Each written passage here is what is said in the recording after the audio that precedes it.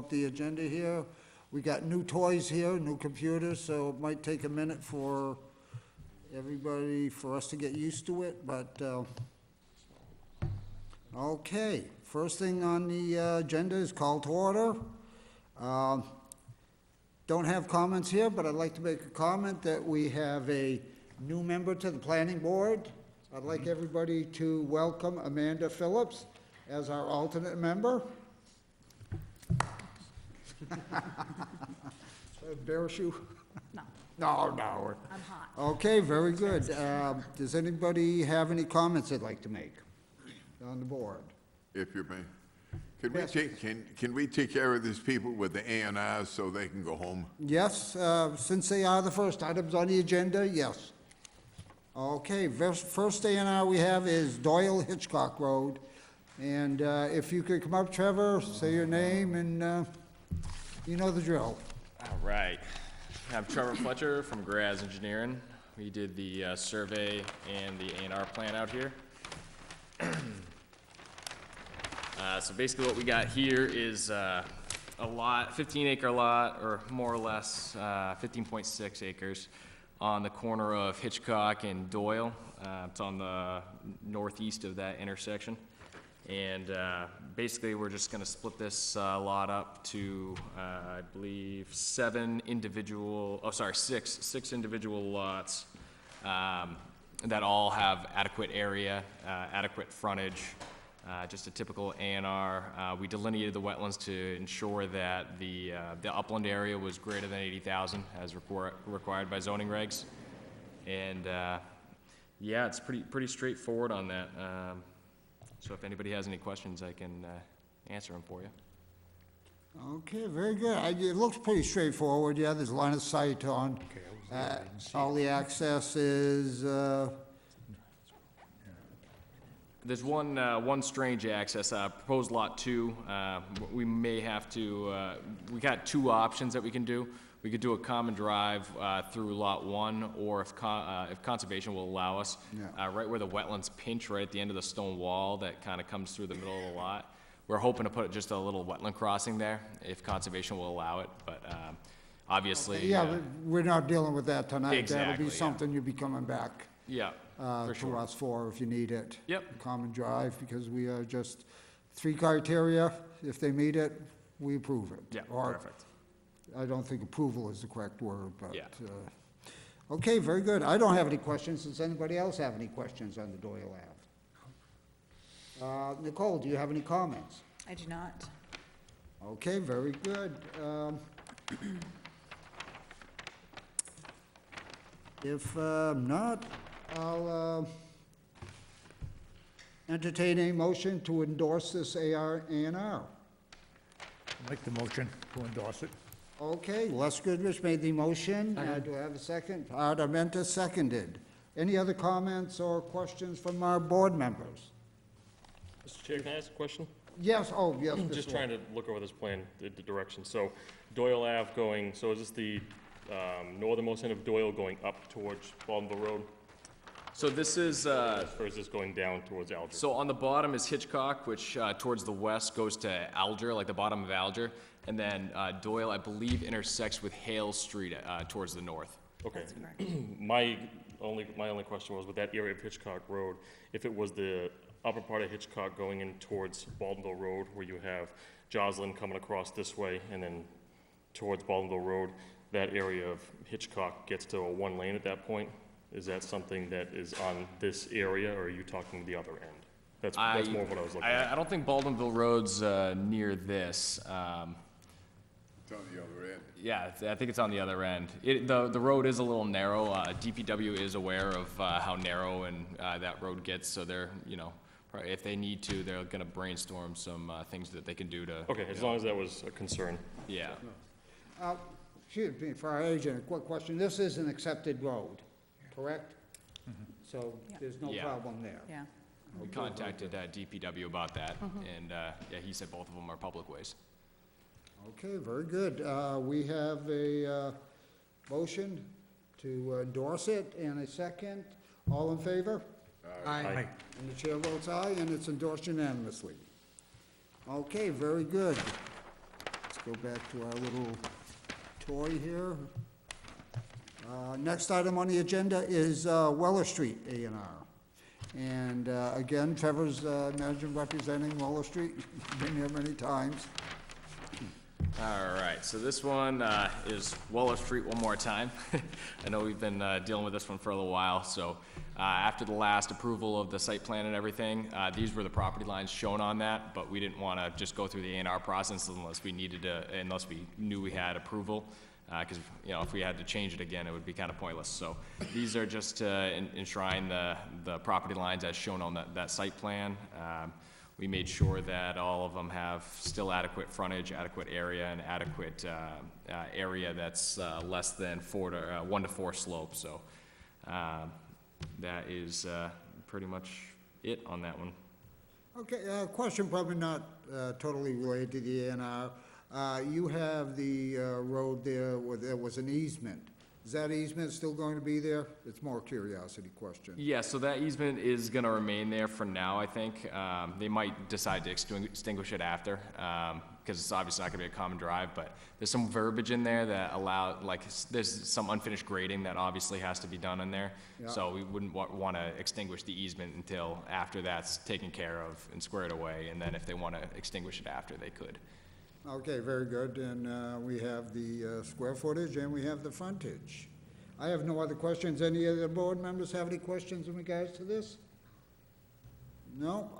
Then I will entertain a motion to endorse this A&R. Make a motion to endorse this A&R. Okay, Garrett made the motion. Second. And Art Armenta seconded. Any more questions? If not, all in favor? Aye. And the chair votes aye, so this is endorsed. Now, do we want to take a minute to sign these? You want to do it after the meeting? No, they can do it now. Well, okay, they can wait, okay. Well, then- I think Ben's gonna pick it up tomorrow from Town Hall. Okay, then you can do it later. Oh, please? We'll do it later. Ben's gonna pick it up tomorrow. Okay, we'll do it later, he's gonna pick Yeah, it up yeah, Ben's tomorrow. gonna pick it up from the office tomorrow, so. Okay, great, great. All right, thank you guys so much. Okay, very good, thank you, Trevor. Okay, next item on the agenda is a public hearing in regards to consider proposed amendment to Article 9, signs of the Winchendon zoning bylaw. So the first item here is to bore everybody with the notice. Read that verbatim. Okay, very good. In accordance with the provisions of Section 5 of Chapter 40A, the Winchendon Planning Board will conduct a public hearing on Tuesday, April 5th, 2022, at 6:05 p.m. in the Town Hall Auditorium, second floor, 109 Front Street, Winchendon, Mass. 01475, to consider the following proposed amendments to the Winchendon zoning bylaw. A, to amend Article 9, signs of the Winchendon zoning bylaw. Copies of the draft revisions are available to be viewed in the office of the Department of Planning and Development, Room 17, Winchendon Town Hall, 109 Front Street, Winchendon, during normal business hours. Interested citizens are encouraged to attend. Alternative translation and accommodations for disabled persons is available by advance request to the department at 978-297-3537. And with that, I declare this hearing open at 6:14. Okay, very good. First thing, any comments from board members? Any comments from staff? No. Then we have, why don't you introduce Ted? Sure. We have Ted Brovitz here from Brovitz Community and Planning and Community Design to go over the proposal and go from there. Okay, very good. I just want to make one note also, that the way we'll be conducting this hearing is, as I ask questions from the board, Ted will give the presentation on the proposed bylaw. I will ask the board if they have any questions, discussions. Then I will go into the public and ask the public to come up, and if they have any comments, and I was going to say we'll have elected officials first, but I see our whole board, our whole audience is elected officials, so you can fight amongst yourselves who comes first. Okay, very good. Floor's all yours, Ted. All right, thank you. So basically, this is a new proposed sign ordinance that would replace the current Article 9 in the zoning bylaw in its entirety. And in the process of working with the planning board, this became one of the higher priorities that we wanted to try to accomplish this year. So this is the first thing that's going to be going to town meeting in terms of revisions to the zoning bylaw. So basically, we've rewritten the whole thing, and we put together a purpose statement, which basically is focused on aesthetically harmonious signs with their surroundings, maintaining safe and orderly pedestrian and vehicle environment, reducing potential conflicts between signs and other traffic control devices, pleasing overall appearance, protecting historic character, enhancing community character, protecting property values, and basically promoting the general health, safety, and enjoyment of residents.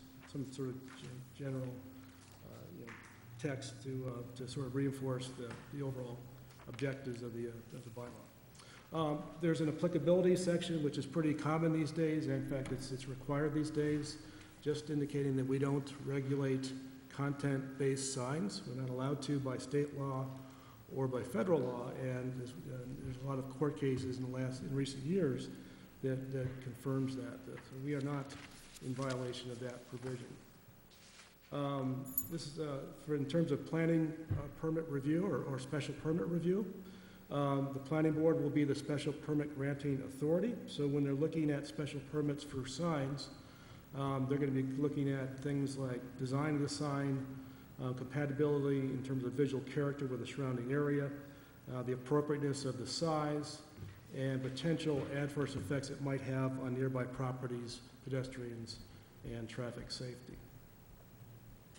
There's a provision for sign maintenance, abandonment, and removal. Basically, it says that you have to maintain your signs in good working order.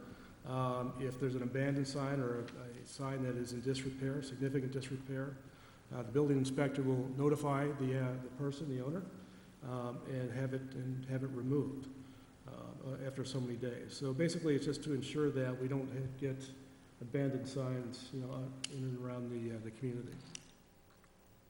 The maximum amount of sign for a given site is 2 times the street frontage. So basically, if you've got 100 feet of frontage, you're entitled to 200 square feet of signs, and that can be allocated between ground signs, wall signs, anything that's basically allowed in the site would be divvied up into those different types of signs. Now, compared to what's on the books today in Article 9, you're allowed to have 1.5 times the amount of street frontage in terms of signage. The difference here is that we're allowing more signage, but we have stricter limits in terms of the individual signs. That's the main difference. But overall, there's a lot of signage, opportunity to divvy it up between different types of sign on your property. There's different types of sign illumination. General illumination, just basically saying that any kind of lighting has to be turned off when the business is not operating. There's external illumination, there's standards for that, making sure that, if you're having lights that are shining up onto the sign, that it doesn't pour over to the right-of-way and interfere with traffic. There's also provisions for internal illumination, things like backlit signage and internally lit signage, and even neon signs, which all require a special permit. There are structural and installation standards, making sure that it's properly installed and that the electrical services meets the codes, and it's built of durable materials, just to make sure that the quality of sign and the installation is done properly. Placement of signs at intersections, there's a setback of 20 feet from any corner, street corner, just so that signs wouldn't interfere with cars that are making turns and need the visibility at the corner. So then we'll get into the accessory and the principal signs. So basically, there's permitted accessory signs such as, sidewalk signs, A-frames, display cases, directory signs, that sort of thing, which are allowed, mostly in the commercial, industrial, and planned development districts. There's limitations on them in the residential districts. And then there's a series of permanent principal signs, things like canopy signs, bracket signs, which are small ground signs, projecting signs, freestanding signs, blade signs, marquees, and so on and so forth. We'll get into those in a second. So basically, in the commercial districts, in the industrial district, in the planned development district, all these signs are permitted mostly by right with a permit, but some of them are allowed by special permit. So for example, wall murals, which is new, we didn't allow wall murals in the past, those are allowed by special permit in all the commercial, industrial, and planned development districts, just to make sure that the quality is there in terms of, when you're painting a blank wall, they could be really nice or they could be not so nice. And we want to make sure that planning board has an opportunity to make sure we know what's going in. The permanent principal signs are pretty well limited in the residential district. There is some overlap between commercial businesses in the R10 district, so there's a little bit more flexibility with that. But by and large, the larger permanent signs are restricted to the commercial district, industrial district, and planned development district. So the accessory signs, here you see the specific standards for things like the sidewalk sign or the A-frames. Basically, they have to be close to they have to be in front of the building, close to the building. They have to make sure that there's enough passage for at least 4 feet or 5 feet of width on a sidewalk. You're allowed to have one per business. The display case, that's, again, one per business. That could be things like a restaurant that might have their menu up on the wall in front of the building. Directional signs, that's basically pointing, drivers to where to park and that sort of thing. Directory signs, that's for, one or more businesses that are in a given building, just identifying, who's there.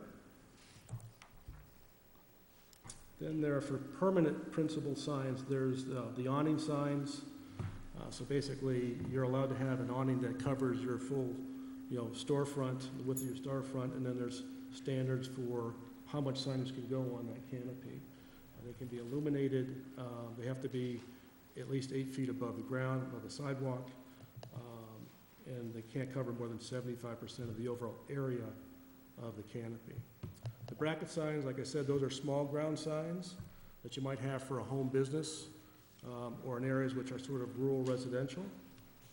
And the maximum square footage for that is 9 square feet. The height limit is 6 feet, and they have to be set back from the sidewalk by 3 feet. Projecting signs. Projecting signs are particularly important in your downtown area because it's a more pedestrian-oriented district. So we're really trying to encourage more of that. You're allowed to have one per business. They have to be spaced 20 feet apart.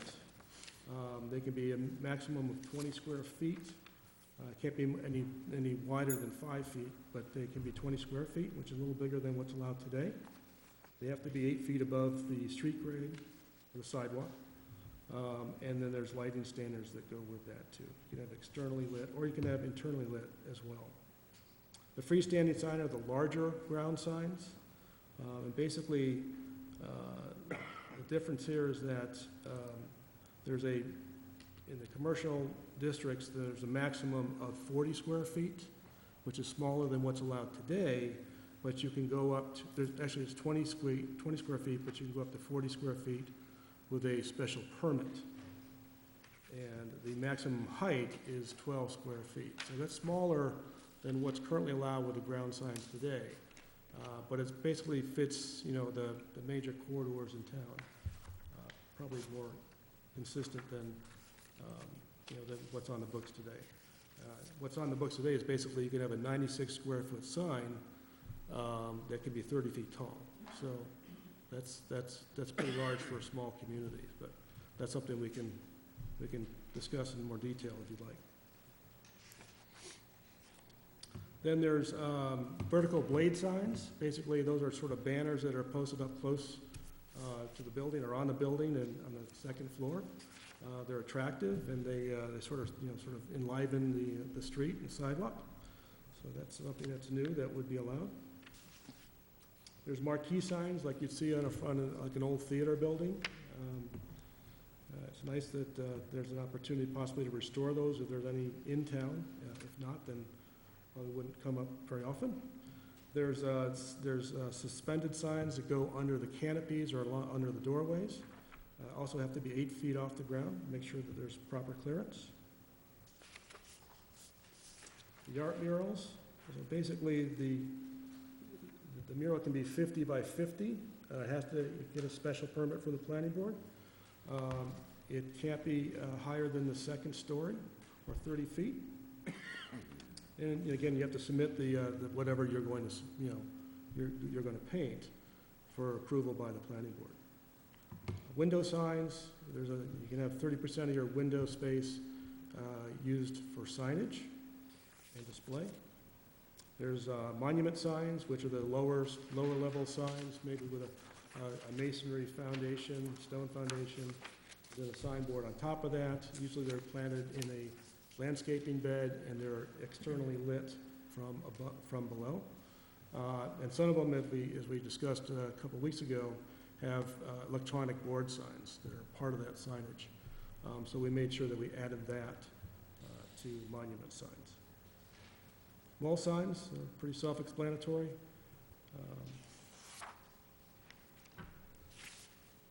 Okay, so moving on to permitted temporary signs, we have a series of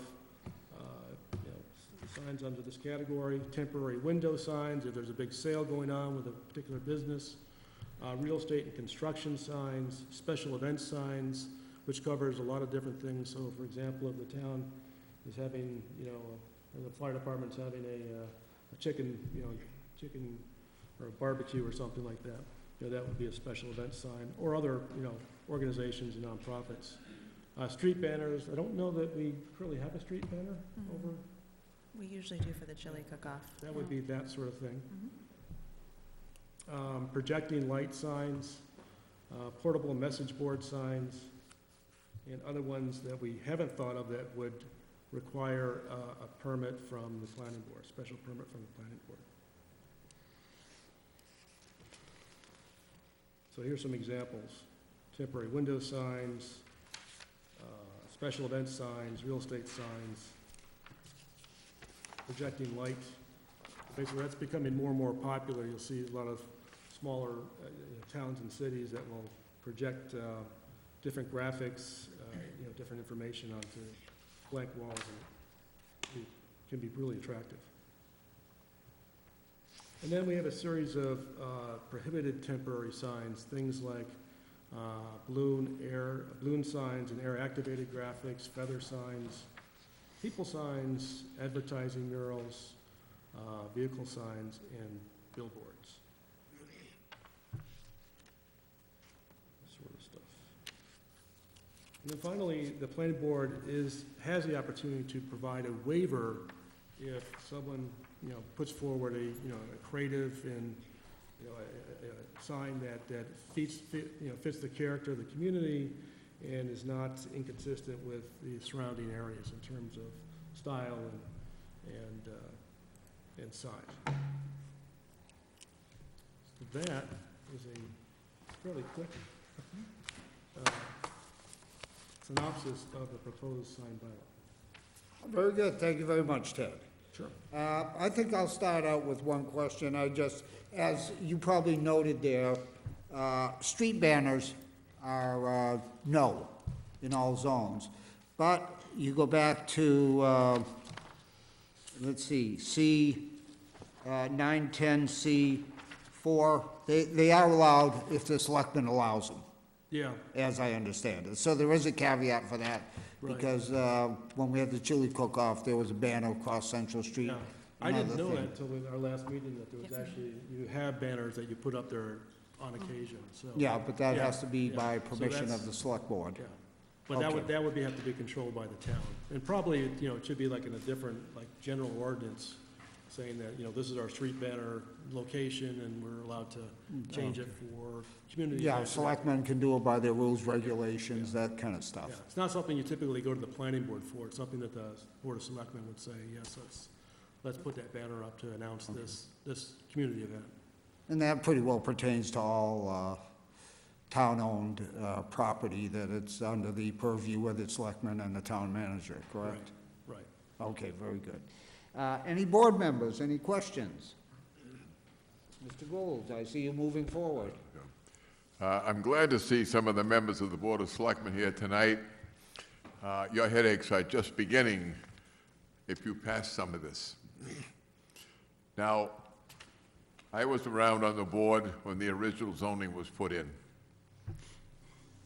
And I quite remember a fellow getting up and say, what this really is the city or the town is telling the ordinary homeowner or the business owner what he can do and what he can't do. Most of the time, what he can't do. So be careful of one of these things. Be careful what you wish for. You just might get it. I would suggest a very careful look at some of these things.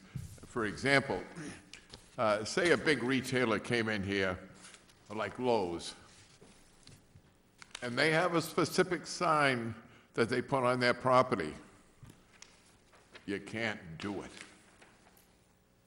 You can't do it. You know, you have to be very careful. The gentleman has done a darn good job. He really has. It's the best boilerplate out of the city zoning I've ever seen. It really is. It doesn't fit Winchendon.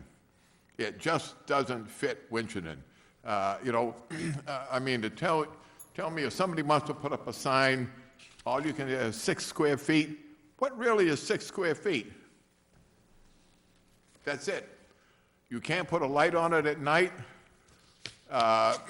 You're going to send the police or the building inspector out to the state who wants to put up one of their flashing signs, whether it's the work they're doing down here on Route 12 or something like that. They're going to tell you to go pound sand. Just not going to happen. So everybody needs to be really careful.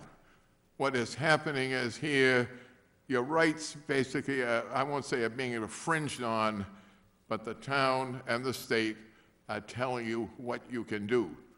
This is not Gardner, this is not Pittsburgh, it's not Worcester or Boston.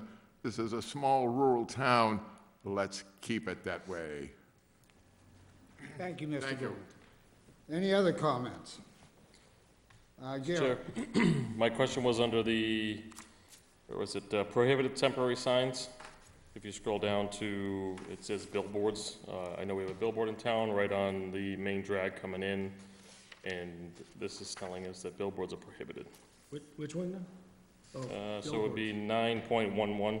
If you scroll down to the second page of that, right above 9.12, shows billboards under prohibited. 9.11. On the last page. Right. You know, but I'm sorry. I'm sorry, you're talking about the last page? Yes, it would be the last page. I'm sorry. My bad. As soon as you're coming into the center of town, left-hand side, right across from Gourmet, we got that big billboard there. So that's why I ask. It's saying that we're gonna be prohibiting billboards. We already have one in town. Billboards aren't allowed today. There's one there, it's probably pre-existing the ordinance, is. but we're just carrying that on, not saying that billboards can't, no new billboards can go up. Right? Yeah, correct. Do we want billboards? That's up to the board. If you What's want- that? I'm Do you sorry. want billboards? No, Massachusetts doesn't allow billboards, if I'm not mistaken. Am I mistaken on that? Yeah, Okay, you can have billboards, but yeah, not in the right of way or anything like that, but yeah. okay. So if, I'm not a fan of billboards, personally, so I would be amenable to keep them out. But we always have that caveat, if it's a billboard, that we could always allow it under the 9.12. We can waive the regulations if we have to, if it's got a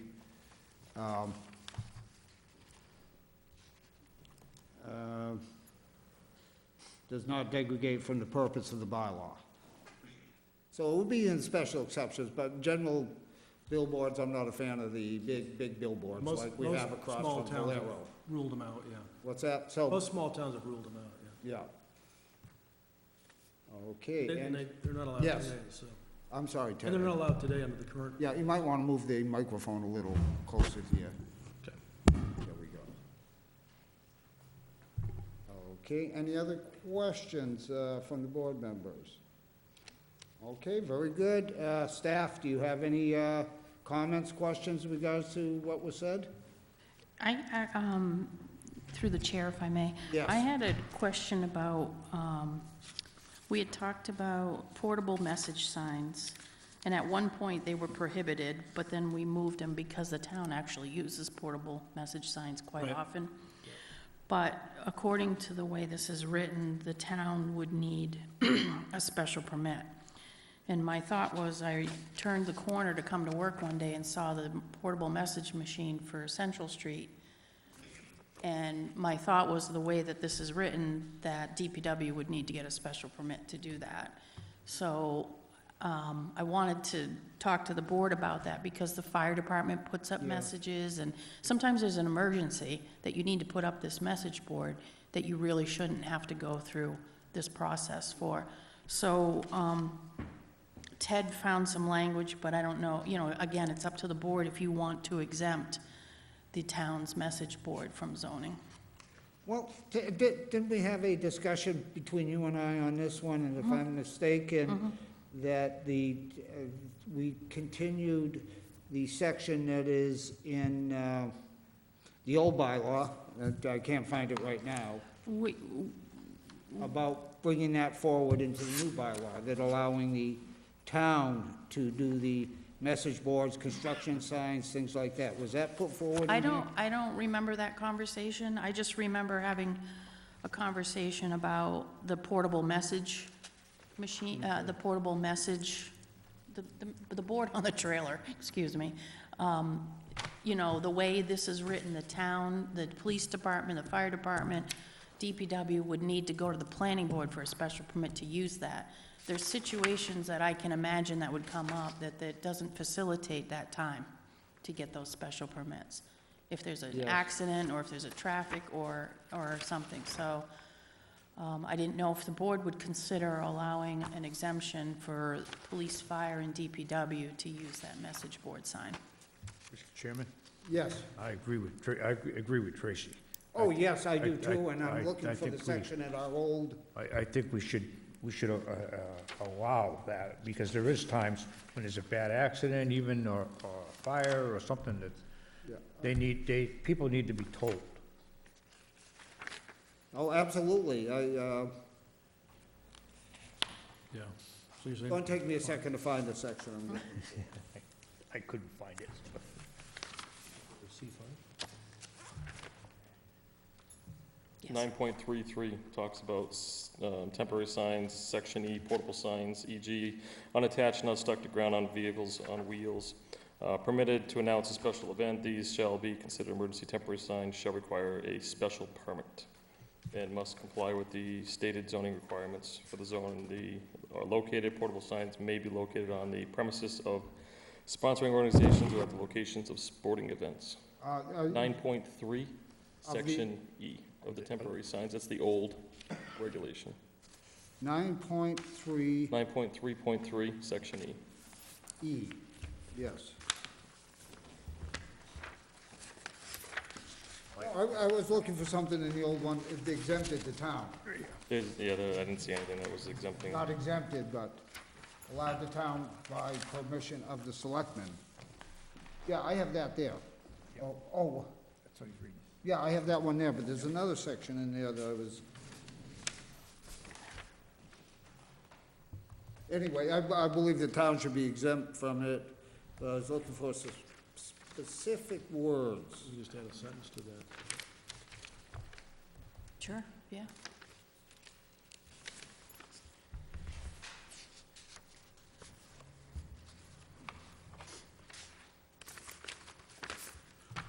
Can't find it now.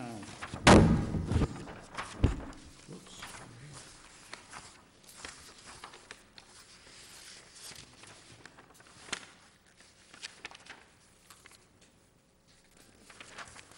Now, do you have any suggestions, Tracy, on words?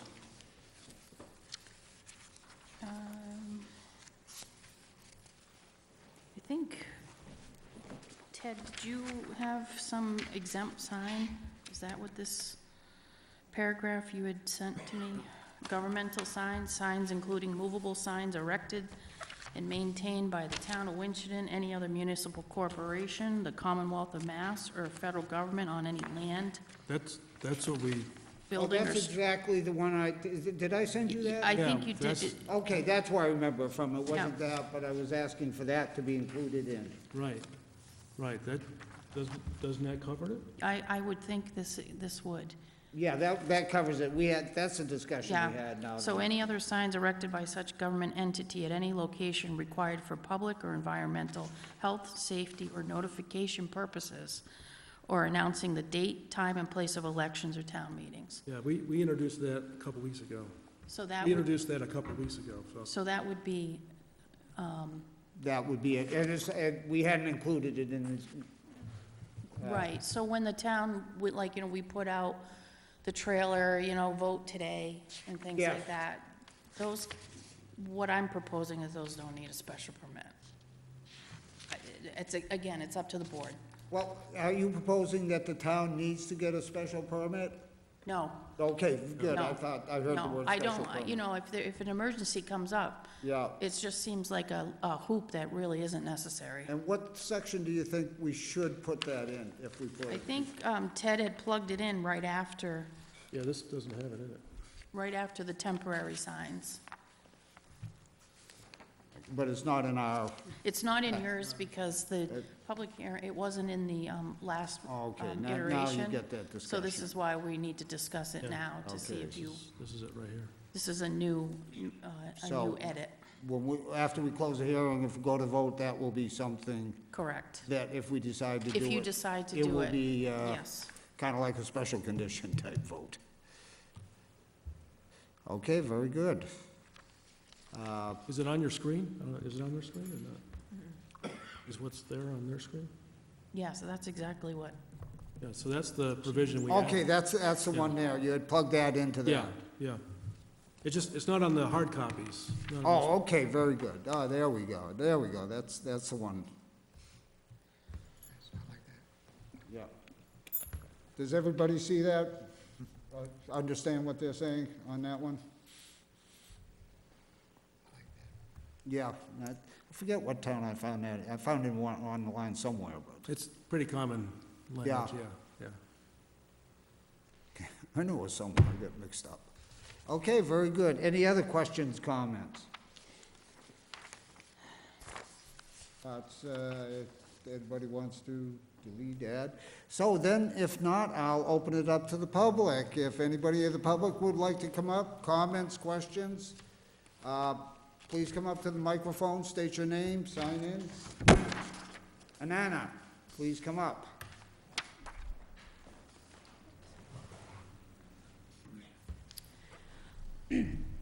Hi, Inanna Arthen, Lakeview Drive in Winchendon. I just had two simple questions.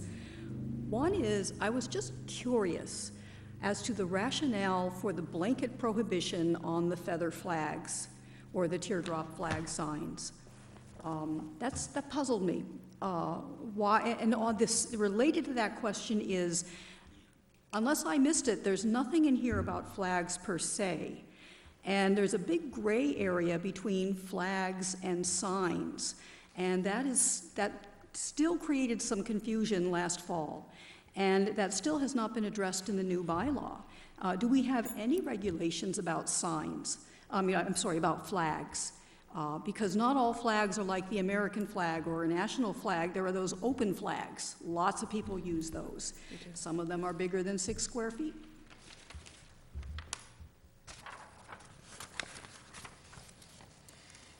Do we have, staff, do we have anything in regards to flags on the Yes, books? in the existing zoning bylaws, section 9.4, flags which advertise that an organization is open for activities such as open or welcome flags are permitted. Is there a size? Do they give a size in there? Because the old one didn't specify any size for flags, maximum size. Yeah, can we clarify that Nicole's reading from the existing? I am reading from the Yeah. existing. So yes. we don't, Ted, can you confirm that there's anything about flags? There's nothing specific about flags, no. It just typically isn't counted in this. The overall signage is something that people typically just do. Right. So, I mean, the only thing that's regulated is feather signs, which are the big ones they put up by the street. And There it is. so, But there's We no could add- size. It doesn't, I mean, it's sort of implied, but we could add, flags as a permitted use without a permit. this is the existing one? This is existing? Do you- Okay, thank you. But what about the feather flags? What harm do they do? I'm just curious. I'm just curious what the reasoning was there with the cheerful little feather flags waving in the breeze. Chair, if I may. Yes, Okay, Please. for the feather flags, they are looked upon as a distraction to drivers Okay. going by different businesses and establishments. that's the logic behind it. Yeah, that's typically, I counter. think we had discussed that at one point, if I'm not mistaken, or you had made that comment. Yes. Yeah. That they're a distraction, the feather flags. Okay, well, that was my question. That's why we do it. Now, it's the board's pleasure, whether they have some regulation of that, or think that that's not valid. Is there any comments? Thank you. from Any board members? Thank you, Ananda. Yes, Mr. Gould? I call everybody's attention to the proposed articles upon page 9.4. Electrical service. When electrical service is provided to all freestanding signs, all such electrical service is required to be underground and concealed. How about streetlights? Those aren't signs. Oh, yes, they are. That's kind of a split in the hair, Bert. Oh, yes, they are. No, I don't think that's, otherwise we'd have You're gonna tell National regulations. Grid they're gonna conceal everything? Like hell you are. Not a chance. Well, if you put a ground sign out in front of your business, It's still basically an illuminated sign. That's exactly a definition of a streetlight. A street light is an illuminated sign? Huh? I'll disagree with you on that, Bert. yeah, how about but hey, electrical, I think electrical you're service being pulling underground it. rather than... let's take a good look and so forth, because somebody's gonna pick this off. And the selectmen are gonna be talking to a lot of lawyers. I doubt it, Bert. Don't kid yourself. Okay. So like You're kidding us, so. the Irving sign on, out in the highway. I mean, But I mean, a street what light it's is saying is not a that you have to, I think is, I just have it. Can I read the definition? It's not concealed. None of them are. None of that is concealed. They're not, street light wiring is not in conduit, take a look. Ones on Central Street are. They're connected to the existing lines. That's I not don't what it think says. your mic is working. The ones on Central Street are underground. Is your- Central Street You is gotta Central get Street, closer. yes, Mic but everybody closer to else, you. Central Street, I agree. I Central don't- Street is concealed. Okay, it's considered a it's street supposed light a to be. sign.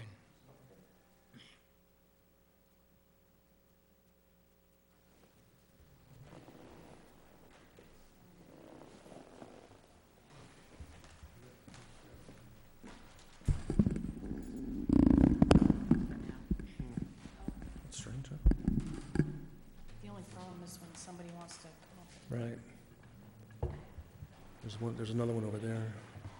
It's right here. Okay, Ted, speak into the mic now. No, I mean, just so, But what the standard here is saying is basically if you're building a new ground sign, it has to be serviced, from underground rather than up above. I think that's pretty standard. yeah, I think that, I think is a good rule personally. Yeah, You know, that if you're gonna put up a sign, you don't run a wire across the parking lot, say, right.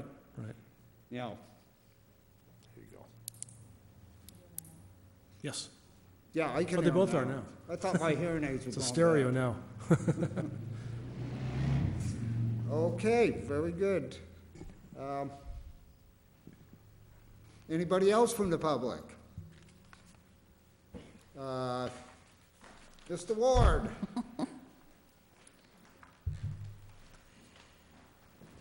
And please introduce yourself and sign in, please. You know we all know you. Rick Ward, 13 Central Lane. I just have a couple questions of things I couldn't find, and these were probably brought up at the boss meeting a while ago. On the temporary sign removal, I think on the old bylaw, it said you had 48 hours to remove temporary signs once the event was over. And I couldn't find in the new bylaw where those 48 hours are in. Were they taken out?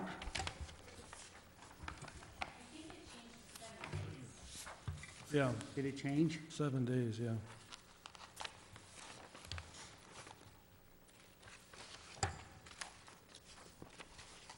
So it's still in there, but it's now 7 days instead of 2 days? Yeah. Okay. Yeah, which seems a little more reasonable than 2 days. And just for clarification, because everyone in town has yard sale signs, and I'm trying to read this for clarification. For yard sale signs, which are temporary signs, do you need a permit, yes or no? You don't need to go to the planning board, no. So you don't need a permit? No. Special event signs, temporary sign indicating a garage, yard sale, bazaars, dinners, under the general ordinance.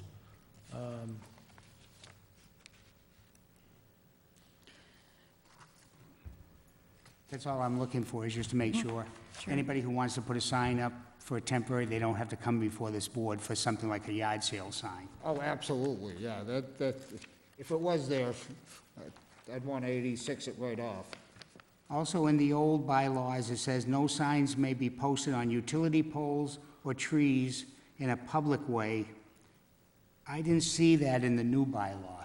Yeah, that's a given. I mean, you're not allowed to put public, private signs in the public right-of-way. I mean, Well, it may be a given, but people look to the bylaws yeah. to find out what they can and can't do. Okay, And they're not gonna be, they're gonna be upset if they have to come to you after they do it, and they're gonna say, it's not in the bylaws. So why not put I it think that would be a in? good one to bring over also, like we did with the town. Where would you want to put that? Tracy or Ted, or Well, we just, under temporary, we would have to put it in there. put it in there? Okay, Yeah. will you add that to new conditions, say? Yes. You know, for lack of a better word. It's the same thing with political signs. I mean, maybe we should add that back in as well. There was one sentence about it in the previous bylaw, just to sort of reconfirm Well, that.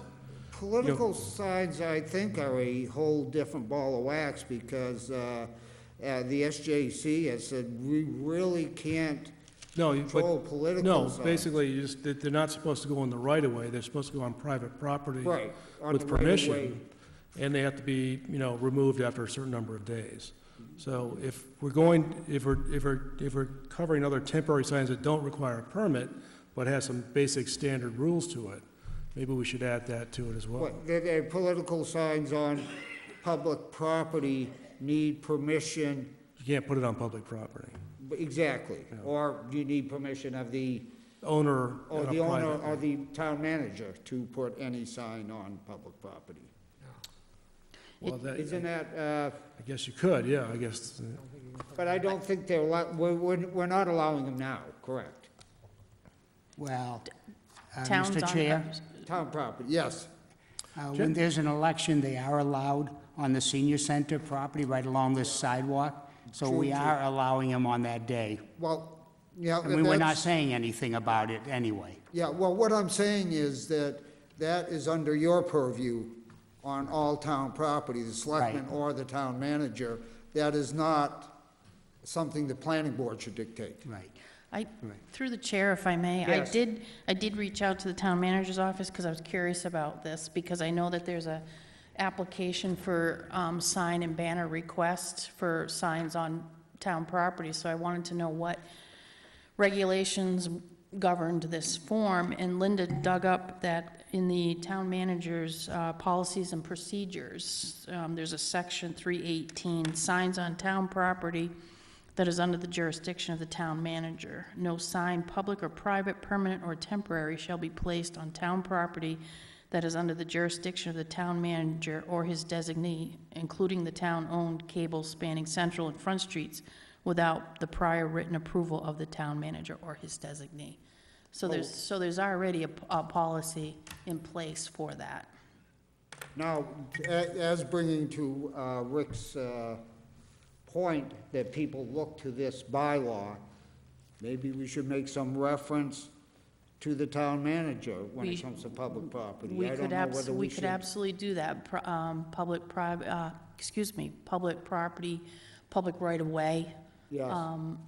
Refer to the, I don't want to write a section because this has been a while since this got updated, so the town manager said today, don't quote the section, but just quote the town manager's policies and procedures, because he probably is going to look at updating it because it's from 2009, Yeah. so. I mean, typically, your general ordinance would say that political signs, have to be on private property, have to be taken out after a certain amount of time. Same with like yard sales. They don't typically go into the side ordinance because the planning board's not gonna see them. You just, it's just, there's some basic rules that go with them, so. But if we need to, put it in there to make sure that it's clear, or we don't have it anywhere else Well, in town, or maybe it belongs in the manager's rules and regulations. just a reference to town property, because people can do whatever political signs they want on their own personal Sure. property. Oh, yeah. And we can't tell them what they can do. We can possibly It's- tell them you can't put a sign within. It's more to remind them that you can't put it in the right of way. And Yeah. you have to remove them after a certain number of days. Well, you can't Other put than them at that, all in the right of other than way. that, just follow the basic rules, and you don't have to come to the planning board, you don't have to come to the town for anything. Yeah, You that's. just have to follow those basic general rules. So maybe what we do is we add that to the manager's list, Well, right? Maybe just a reference to the signs on public right-of-way are under the purview of the town manager. They are now. They are now, Yes, but I mean, yeah. as to Rick's point, that people, if they don't see it in our bylaw, Mm-hmm. then they don't think it's there, so we should put a little something in there. What do you think? We can direct them to that, absolutely, just reference. Reference it. Yeah. Yeah, that's a good point, just, thank you, Rick. Yeah, if we're going to have a bylaws for signs, people are gonna look to this whenever they have a sign question, and Yeah. whether it's political sign or any kind of sign, they Yeah. should at least get direction from this on where to go. Yeah.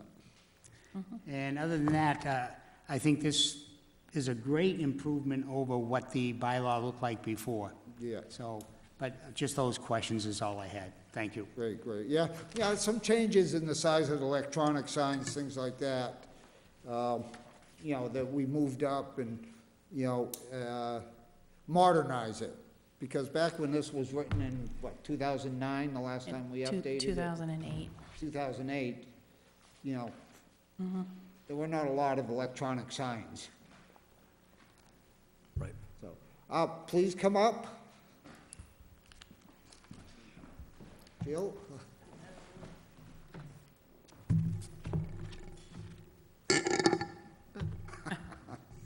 Jill Sackett. Can you address?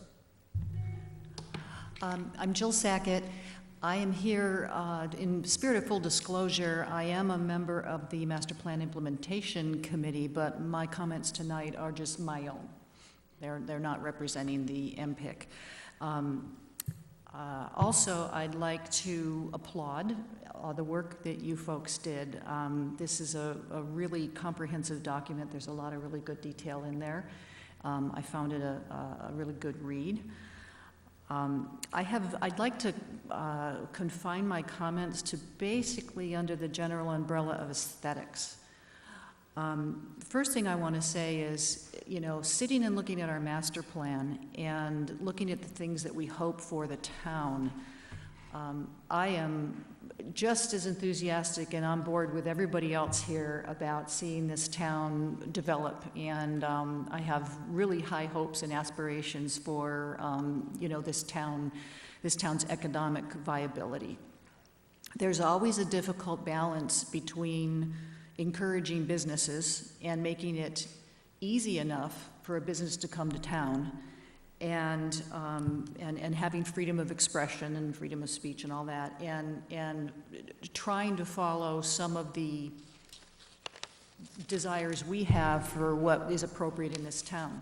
So in that end, if you look at 9.1, 9.1, the purpose, has a lot of phrases in there about aesthetically harmonious, community character.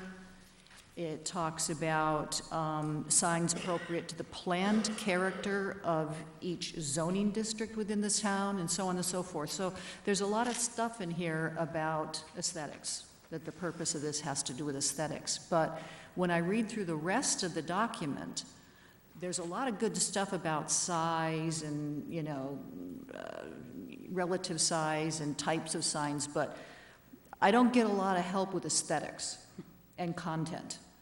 So if I were a business coming here, I wouldn't know what the planned character of each zoning district is and whether my signs are going to meet whatever that is. So I don't know, and the master plan also is talking about developing branding for the town, and that's not done yet.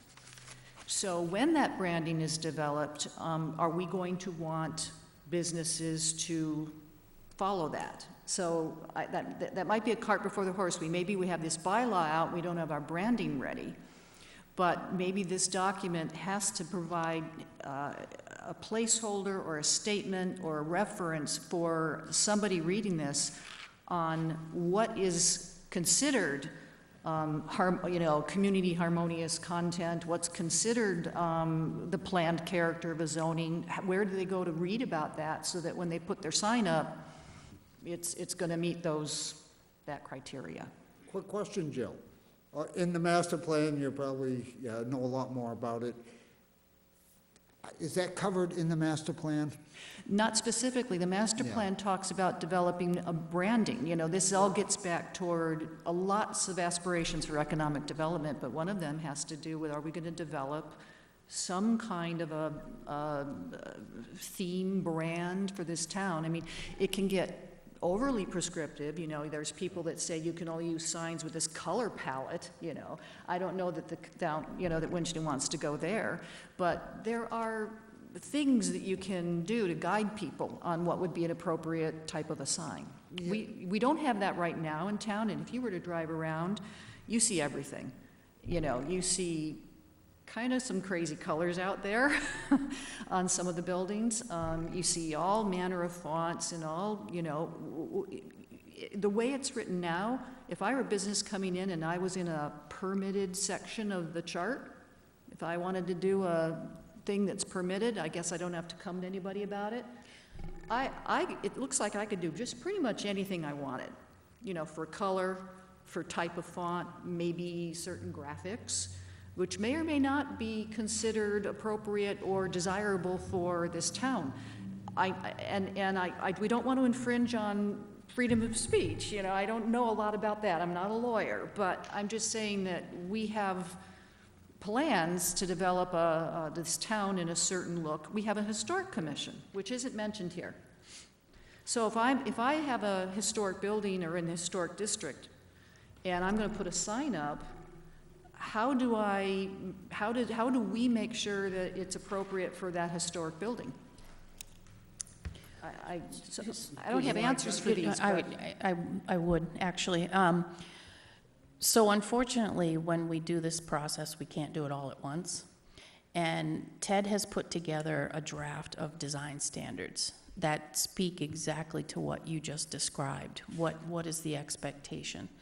That is something that the planning board is going to have to develop in tandem with bylaws. There isn't really any good way to do it when you do it in pieces. And so by having the parameters of the size and the basic characteristics, it's a place to start. And then I actually, the design standards, I believe, are under the zoning audit.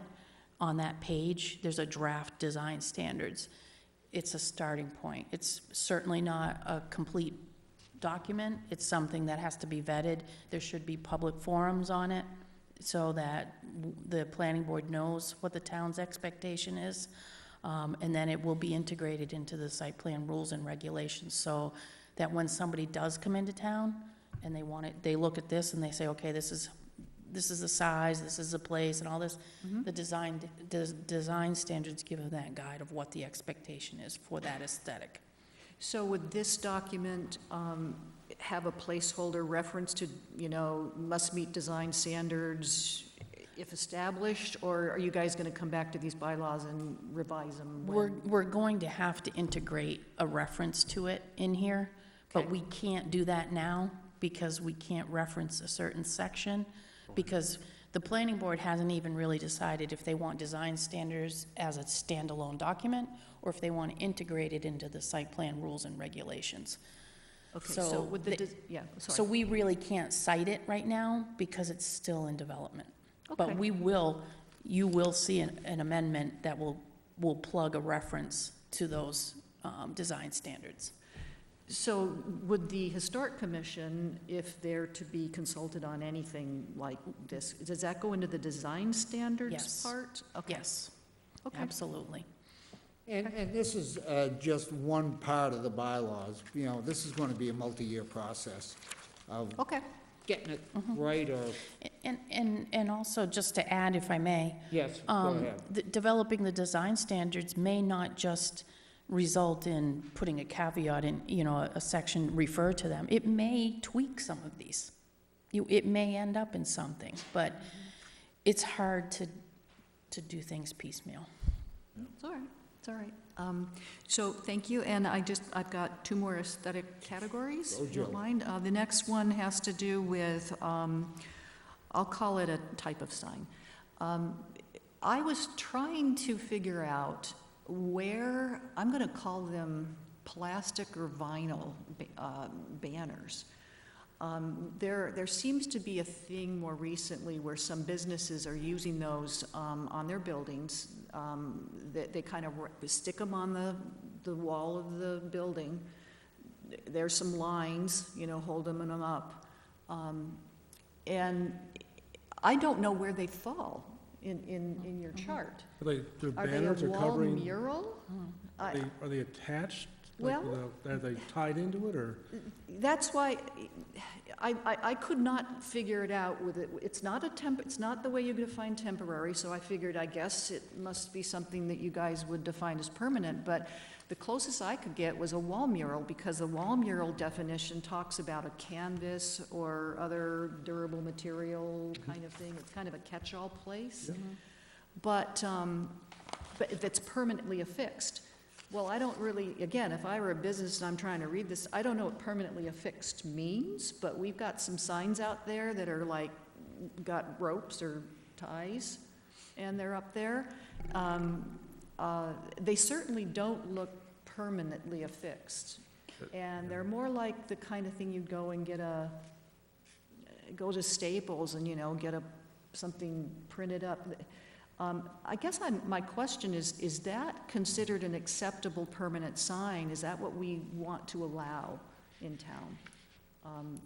I'm seeing more of them around, and they aren't temporary at this point. They've been on some businesses for a while. So I guess that's going to be their permanent sign. And I think they're really tacky. I don't think it's the look Winchendon wants. If I were a business considering coming in, I wouldn't want to open a store next to a place that looked like that because it looks like a pop-up shop. You know, it looks like it's there for a little while and maybe it'll go. So I just think we have to be really careful about what we're calling wall murals or what we want to allow based on what's happening right now in town and what's up. I would think that would be temporary. Yeah, that's, They're not temporary. I Well, know they they're- haven't, but that's up to the code enforcement yeah. to say, it's 90 days, that sign has to come down. Now, we have a problem with code enforcement because we have, our building inspector has code enforcement, and he's got a full plate. I always believed, and I've expounded for 10 years now, that we should have a building inspector and a code enforcement officer. That's why we have a lot of this stuff, or I believe that's why we have a lot of this stuff, because we do not have a designated code enforcement officer. But that's Yeah. my, But as we've defined it in the new bylaws, I'm hard-pressed to even figure out where it fits, so therefore I wouldn't know as a business owner what I'm supposed to do or what I can do. Yeah, I that Through- wouldn't be, don't go ahead, please. I free think flow. that's because in the new draft, we don't allow it. We don't allow that type of signage. Okay, then I would suggest that you go back to the section about wall murals and take a look at how that's worded. Okay. Because it's, Perfect. yeah. Sure. Okay. So that was one. And then the last thing, and thank you for allowing me this time, the last thing has to do with what I'll call life cycle. You have a nice section in here about taking care of stuff once the business leaves. That signs, 943 or something, signs must be removed or blanked out. Well, we know that doesn't really happen very well right now in town. There are signs that have been up for years for businesses that are long gone. And some of them still look all right, and some of them are deteriorating, and it looks really bad. So I know this may fall to enforcement, and the ability, the bandwidth of someone to follow up on all of that. But my question to you on all that is because we already have a history of people not cleaning up their property, should we consider some sort of, for lack of a better word, a bond or a security deposit or something that businesses have to come in up front, so that when they take off and don't clean up their property, that we've got a fund or we've got something that we've held from them that they don't get back because it's gonna, we're gonna now pay our guy to go out and clean up the sign that's been left there and hasn't been taken down. Well, I'd give my opinion, I think that would be restrictive to somebody opening a new business, for them to have to pay more money just to put for a sign. I think our rules and regulations saying they should come down should cover it, but it also should be enforced. You Yeah, know, and I don't know how you do that. You got IGA, you got you gotta Taekwondo, you have got, and go on and on. Yeah, you gotta have the appropriate enforcement.